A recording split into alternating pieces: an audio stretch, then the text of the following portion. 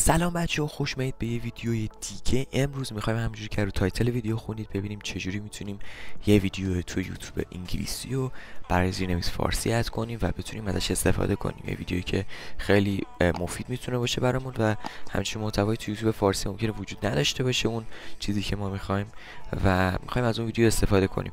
اول از همه وارد گوگل کروم میشید و داخل پنجره گوگل کروم شما اول بعد وی پی ان روشن باشه. طبیعتا میخواید برید یوتیوب. یه ویدیو قبلا چند تا ویدیو قبل درست کردم که چجوری میتونید اکستنشن وی پی ان اد کنید تو گوگل کرومتون. اینجا الان من مثلا به فرانسه وصلم، یوتیوب رو میزنم و اینجا یه چیزی میزنم مثل فضا زمان، مثلا یه چیزی که یه ذره مربوطه به خب اینجا فکر کنم مثلا راجع به نسبیت تبلیغ یوتیوب باید بره.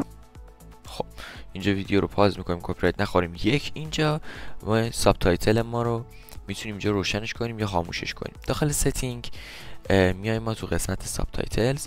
اینجا تو این یه گزینه آف داره و داخل این اصلا اگه اتو ترنسلیت رو نزنید، اگر خود کانال سازنده اینجا براتون زیرنویسی گذاشته باشه به زبان‌های مختلف، میتونید انتخاب کنید که وی پی ان که دقیقاً میگم وی پی ان زیرنویسی که دقیقاً برای همین ویدیو ساخته شده و دیگه اینجوری نیستش که یوتیوب براتون خودکار ترجمه کرده باشه که شاید ایرادم داشته باشه، بلکه خود اون کانال سازنده، خود اون کسی که این محتوا رو تولید کرده براش هم یه زیرنویسی تولید کرده و گذاشته برای خود این ویدیو، دقیقاً برای خود این ویدیو.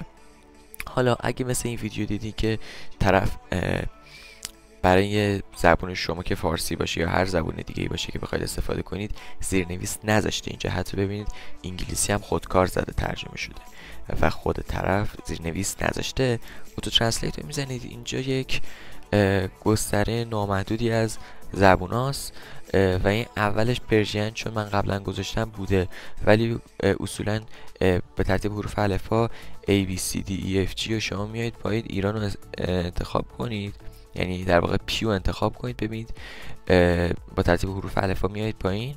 تو کشورهایی که پیه مثل پولند، لهستان، اینا اصولا باید اینجا باشه، اینا پولیش و اینا، پشتو هم حتی داره. ببینید اینجا باید پرژین رو ببینید، ولی من چون قبلا پرژین انتخاب کردم اینجا پرژین میاد و شما زیرنویس فارسی رو در کل ویدیو دارید. اگر یه جوری کپی رایت نخوریم،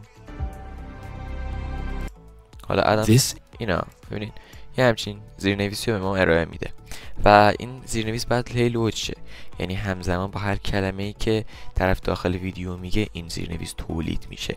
ولی اگر زیرنویس رو خود طرف گذاشته باشه تا مثل فیلم دیگه کل زیرنویس رو براتون ترجمه میکنه. این زیرنویس خودکار برای اینه که حدودی از این ویدیو دستتون بیاد و ممکنه یه سری ایراداتی هم داشته باشه. خلاص اگر از این ویدیو خوشتون اومد میتونید این ویدیو رو لایک کنید و این چنل هم سابسکرایب کنید. تا یه ویدیوی دیگه، خداحافظ.